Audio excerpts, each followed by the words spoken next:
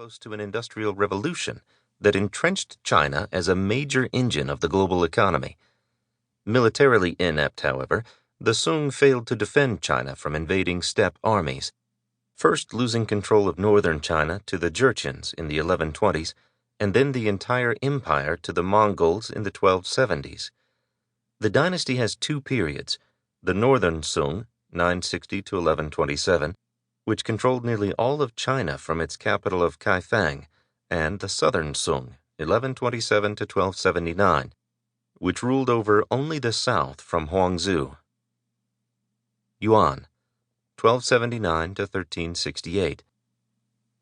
Founded by Genghis Khan's grandson Kublai, the Mongol Yuan was the first non-Chinese dynasty to control all of China.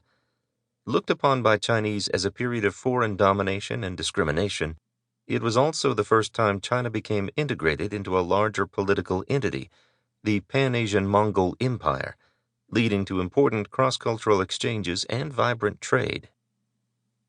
Ming, 1368 to 1644. The Ming reconquered China from the Mongols and claimed to re-establish authentic Chinese rule in China.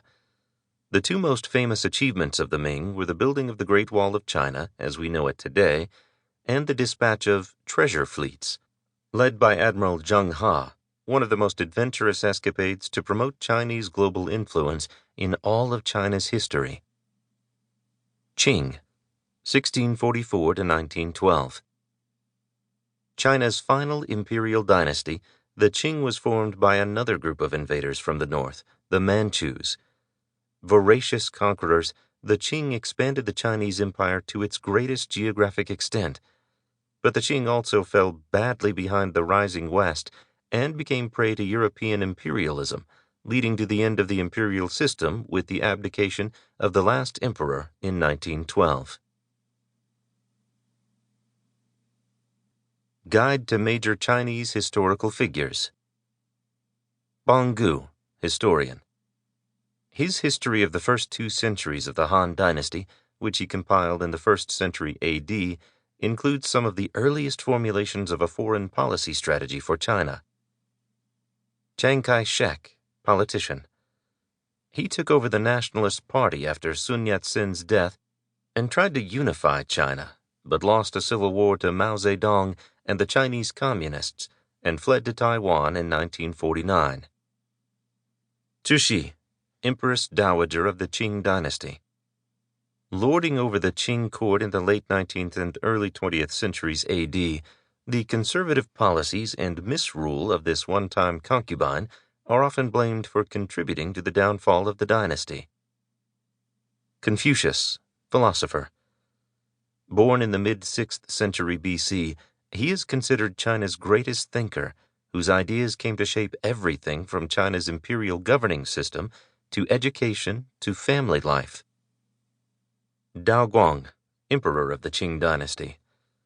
Reigning from 1821 to 1850 A.D., he lost the Opium War with the British in the early 1840s and was forced to agree to the unequal Treaty of Nanjing. Deng Xiaoping, politician. A luminary of the Chinese Communist Party, he led the economic reform movement in the 1980s that rebuilt Chinese global power, but he also ordered the infamous crackdown on pro-democracy protesters on Beijing's Tiananmen Square in 1989. Fa Xian, Buddhist monk.